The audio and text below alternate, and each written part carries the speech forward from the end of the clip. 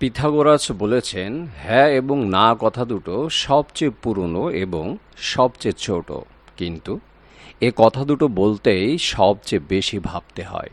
Bill Gates বলেছেন, আপনি যদি গরিব হয়ে জন্ম নেন তাহলে এটা আপনার দোষ নয়, কিন্তু যদি গরিব থেকেই মারা যান তবে সেটা আপনারই দোষ। ক্লাইভ জেমস বলেছেন, বিখ্যাত না হয়ে জীবন কাটালেও সুন্দর জীবন কাটানো সম্ভব, কিন্তু জীবনের মতো জীবন না কাটিয়ে বিখ্যাত হওয়া কখনোই সুন্দর জীবন হতে পারে না। গোল্ড স্মিথ বলেছেন, অসহায়কে অবজ্ঞা করা উচিত নয়, কারণ মানুষ মাত্রই জীবনের কোনো না কোনো সময় অসহায়ের শিকার হয়। রেদওয়ান মাসুদ বলেছেন, প্রাপ্তি আর প্রত্যাশার পার্থক্য হলো দুঃখ, তাই নিজের প্রত্যাশাটা একটু কমিয়ে ফেলুন, দেখবেন আপনার দুঃখ কমে গেছে।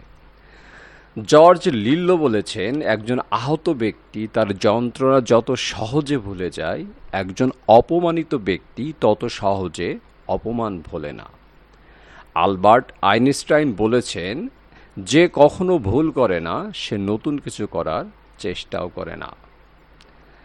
রবীন্দ্রনাথ ঠাকুর বলেছেন, শরীরের সব থেকে দামি অংশ হলো হৃদয়, সেখানে থাকার যোগ্যতা সবার থাকে না। রেদওয়ান মাসুদ আরও বলেছেন, টিয়া পাখির মতো মুখস্থ করে বড় বড় সার্টিফিকেট অর্জন করে বড় বড় চাকরি পাওয়াকে শিক্ষা বলে না। শিক্ষা হচ্ছে সেটা যা একজন মানুষের ভিতরের কুশিক্ষাকে দূর করে সমাজের পরিবর্তনে এগিয়ে আসার উৎসাহ যোগায়। প্লেটো বলেছেন, কথাবার্তায় ক্রোধের পরিমাণ খাবারের লবণের মতো হওয়া উচিত, পরিমিত হলে রুচিকর, অপরিমিত হলে ক্ষতিকর। পানির গভীরতা নাকের কাছে উঠে আসার আগেই সাঁতার শিখে নিতে হবে। পাওয়া কাকে বলে যে মানুষ জানে না সে ছোঁয়াকেই পাওয়া মনে করে। বিখ্যাত ড্যানিশ প্রবাদ, নেকড়ের পালের সাথে বসবাস করো, তুমি বিড়াল হলেও একদিন গর্জন করতে শিখবে। রবীন্দ্রনাথ ঠাকুর বলেছেন, ক্ষমায় যদি করতে না পারো তবে তাকে ভালোবাসলে কেন। অসহায়কে অবজ্ঞা করা উচিত নয়, কারণ মানুষ মাত্রই জীবনের কোনো না কোনো সময় অসহায়ের শিকার হয়।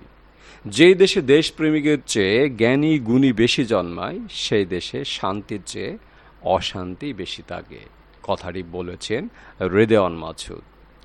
যে দেশে দেশপ্রেমিকের চেয়ে জ্ঞানী গুণী বেশি জন্মায় সেই দেশে শান্তির চেয়ে অশান্তি বেশি থাকে।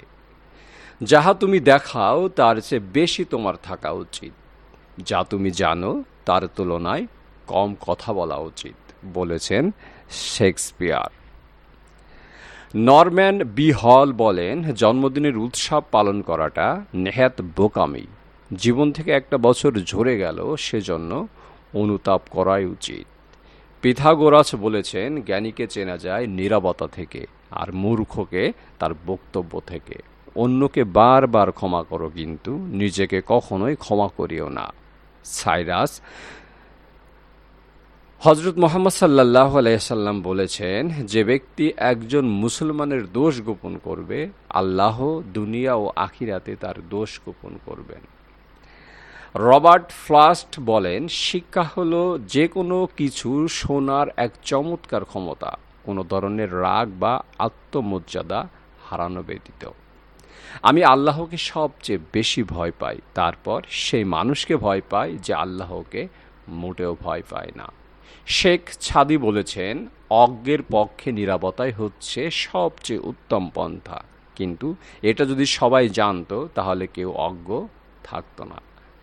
বিদ্রোহী কবি কাজী নজরুল ইসলাম বলেছেন, মৃত্যুর যন্ত্রণার চেয়ে বিরহের যন্ত্রণা যে কত কঠিন, কত ভয়ানক তা একমাত্র ভুক্তভোগী অনুভব করতে পারে। আলবার্ট আইনস্টাইন বলেছেন, একজন সুন্দর আকর্ষণীয় রমণীর পাশে 2 ঘন্টা বসে থাকুন, দেখবেন সময় উড়ে চলে গেছে। আবার গ্রীষ্মের গরমের মাঝে রাস্তায় 2 মিনিট হাঁটুন, মনে হবে আপনি অনন্তকাল ধরে হাঁটছেন। ভাগ্য সবার দুয়ারে আসার জন্যই অপেক্ষা করে, কিন্তু উপযাজক হয়ে আসে না, ডেকে আনতে হয়। যারা আমাকে সাহায্য করতে মানা করে দিয়েছিল আমি তাদের প্রতি কৃতজ্ঞ, কারণ তাদের না এর জন্যই আজ আমি নিজের কাজ নিজে করতে শিখেছি। বলেছেন আইনস্টাইন। টেনিসন বলেছেন, জানা সত্ত্বেও মেনে না চলার চেয়ে না জানাই ভালো। চেমফোর্ড বলেছেন, যদি কোনো নারীর ফাঁসি হয়, ফাঁসিতে যাওয়ার আগেও সে তার প্রসাধন ঠিক করার জন্য অবশ্যই সময় চাইবে।